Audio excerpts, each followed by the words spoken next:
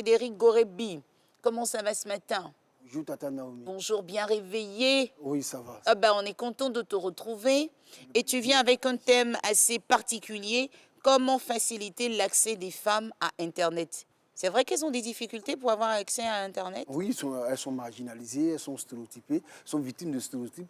Ah, ce corps de métier n'est pas fait pour toi, va plutôt faire secrétariat bureautique, va plutôt faire... Pourquoi on aime mettre les femmes même secrétaires? Il y a des hommes secrétaires maintenant, non? Ou bien non, Oui, c'est s'il femmes y a seulement. des hommes secrétaires, mais ils se cachent parce que souvent ils ont honte. C'est comme il y a les hommes sages, c'est-à-dire des hommes... C'est pas eux qu'on appelle les magnéticiens ou quoi? Je crois qu'il y a un nom Exactement, pour il y a un ça. nom pour ça. Oui. Et qui sont dans les maternités, qui font accoucher les femmes. Mais ils se cachent. Mais ils se cachent parce Ah ben, que pourquoi? c'est un métier dans l'imagerie populaire, selon la légende urbaine qui est de mise chez nous, c'est un corps de métier réservé aux femmes. Alors que ce n'est pas vrai, c'est un métier qui peut être pratiqué par les deux sexes. Donc, en dehors de la vie de la communauté, quels sont les obstacles que les femmes peuvent rencontrer pour avoir accès à Internet? Les obstacles sont d'ordre, je veux dire, endogène. C'est le regard de la société sur ces femmes-là. C'est les légendes, comme vous l'avez si bien dit, les légendes humaines qui sont maintenues, qui résistent au fil des ans, malgré l'évolution de la technologie, malgré... Ça, c'est surtout en Afrique, non? C'est pas le cas dans les pays développés.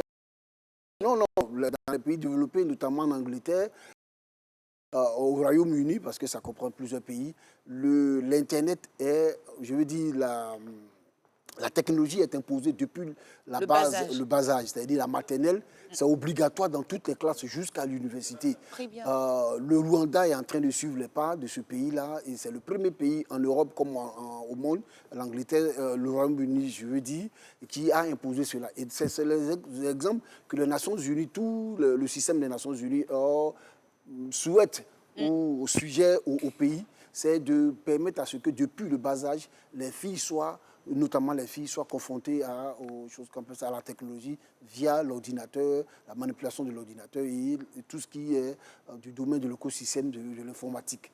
D'accord. C'est vrai que déjà, dans certaines écoles, on a des cours d'informatique, Oui.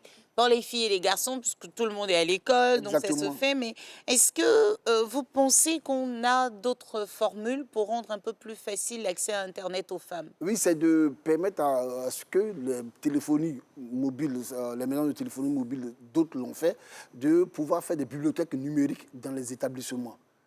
Là, ça va permettre aux gens, comme il y a les bibliothèques avec les livres... Écoute, ça, frère, je vais te dire, hein, ça n'engage que moi. Moi, je ne suis pas trop pour. Hein.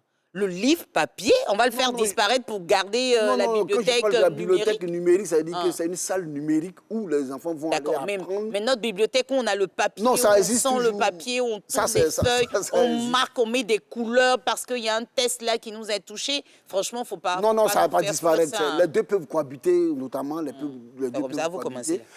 On peut avoir la bibliothèque, physique, c'est-à-dire avec les livres, mais la bibliothèque numérique est aujourd'hui de mise parce que nous sommes dans un monde de plus en plus connecté, je veux dire hyper connecté. Et donc, l'installation des bibliothèques numériques dans les établissements déjà est de mise, permettent à ce que, surtout au niveau de l'école primaire publique, que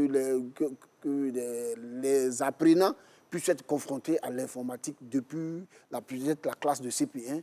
Et au fur et à mesure, ça va faire naître des vocations. Ça va faire naître des vocations.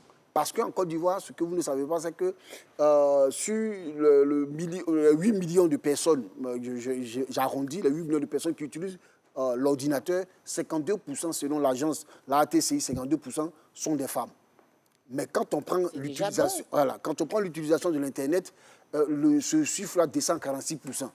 Ah, d'accord. Donc, ce sont 46 en Côte d'Ivoire. L'étude date de 2019. Elle n'est pas très récente. Ça fait plus de 5 ans, 6 ans. Mais c'est 46% de femmes qui utilisent Internet en Côte d'Ivoire.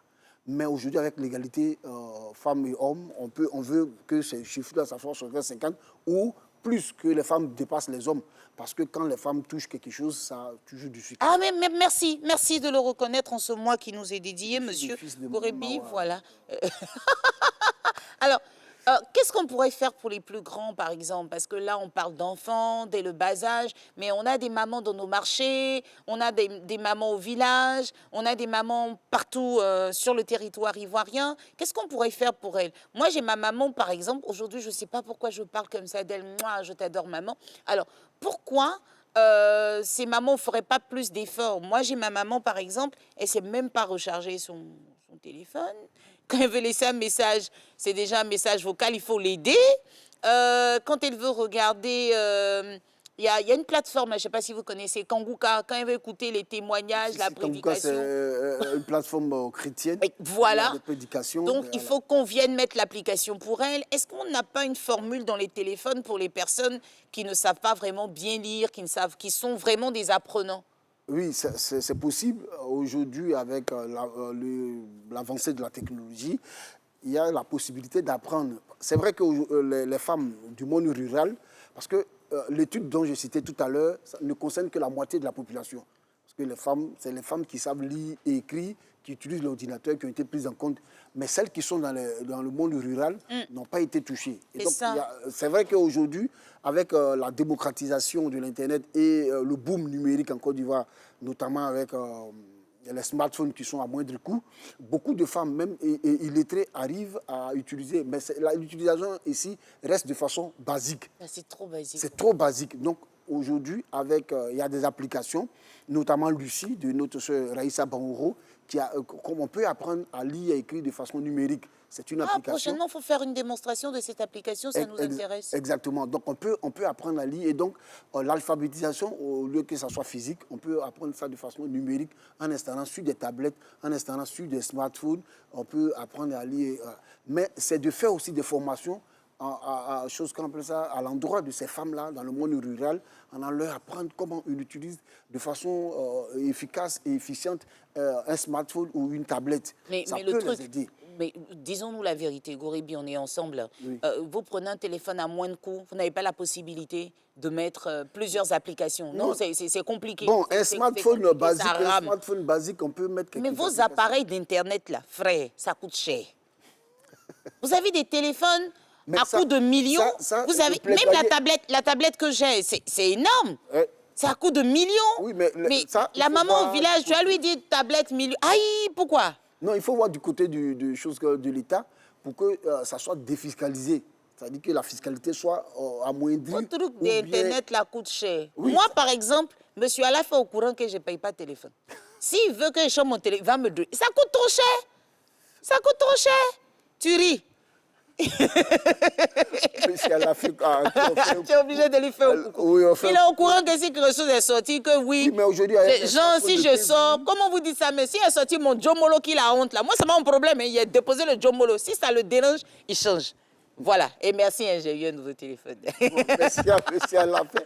Non, je veux dire aujourd'hui, avec un smartphone de 13 000, de 15 000, en fait, c'est la capacité. C'est pas que ça soit cher. C'est la capacité. Moi, j'ai essayé. Non, c'est la capacité. Tu prends ça, tu mets tes applications dedans. Oui, mais en fait, c'est la capacité. C'est la capacité. Quelle est la capacité de la mémoire? Quand tu veux bonne mémoire, tu veux RAM, tout ça là. Exactement. Allez, il faut payer cher. Il faut payer cher. Mais il faut revoir au fur et à mesure, peut-être les coûts vont. Et puis maintenant, il n'y a plus de téléphone moins cher, vraiment. Comment on appelle ça? Il y a un téléphone qu'on appelle Bali. Un téléphone, c'est un Jomolo, moi je l'ai payé. Et puis les Jomolo, la batterie dure. Exactement, on pouvait faire une semaine de charge, mais moi je l'ai acheté à 33 000 francs en 2002. Mais c'est un téléphone qui ne vaut même pas 1 000 francs aujourd'hui. Il n'y avait aucune fonctionnalité qui permettait de faire de la technologie. Non, c'est pour dire allô. Allô. Bon, et puis SMS. Oui, on te parle gourou. À défaut français. Allez, voilà. Le temps passe toujours trop vite avec toi, Dino, pour conclure.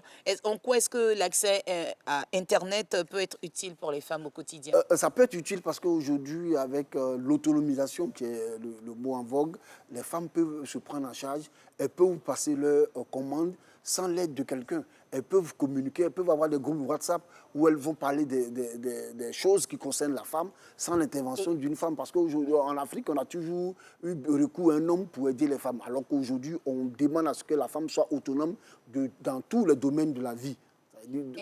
Et moi, je voudrais faire un coucou à toutes ces jeunes filles qui apprennent leur cycle menstruel, par exemple. Exactement. Il y a des applications pour nous aider. Pour vous annoncer Et qui, que dans qui, 2 qui jours, sonnent à chaque fois pour vous dire, voilà, à un Dans moment 2 donné, jours, vous vous allez, allez avoir vos règles, tout ça.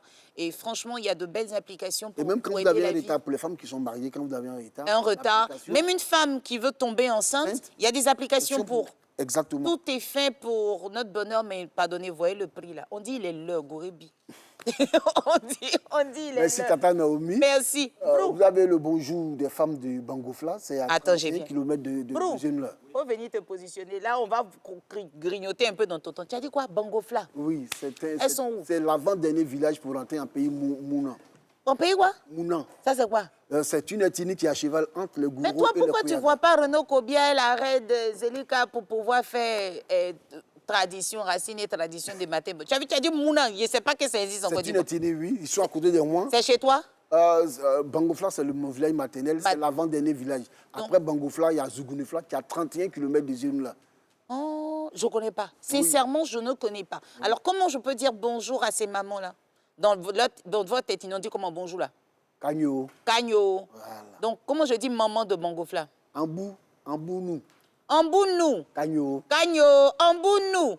Kagno. Voilà, j'ai bien dit. Ambounou de Bangofla. Kagno. Je vous embrasse. Merci de rester connectés sur RTI 1 et surtout de suivre Matin Bonheur. Tout est dit, même s'il y a des choses encore à dire, ça va être pour une prochaine fois. Ouais, exactement. Merci Goribi d'être Je vous en passé. prie, madame. Merci. On retrouve Léon Brou pour le deuxième flash de l'information.